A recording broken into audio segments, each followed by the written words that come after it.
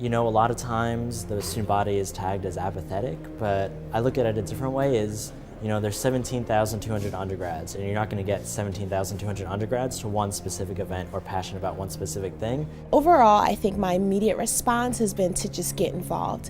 Naturally, that's the kind of person I am anyway, so just get involved and, you know, see where I can help. And I was extremely moved to see how they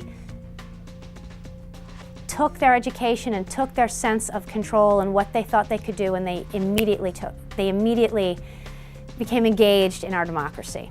I applaud every student and others in our community who participated in recent demonstrations responding to events in Missouri and New York. I'm really happy this year, starting with the You Do Better movement on the green earlier this semester, and with these marches, our students are voicing their concerns. But more importantly, everything that's happening around the country also ties into our campus in terms of how there is like a lack of knowledge in terms of Black Lives Matter, but then also inclusivity and inclusion for all lives matter as well. I would prefer for that to be done in a very much, we'll say, proactive manner, in a way in which we're not hiding behind anonymous websites, and instead where we can actually engage in conversation that is both uplifting but also proactive. With a lot of the students here on the campus, they think that we're just protesting. It's just another thing. We don't know what we're talking about. We're hearing that from a lot of students as well. It's not a real issue.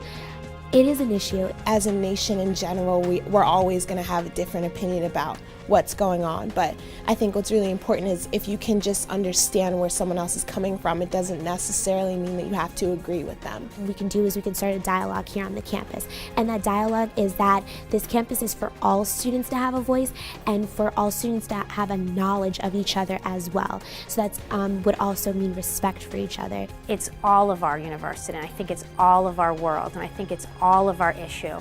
And these are all people, regardless of the racial community that I'm in, these are all people that I care about.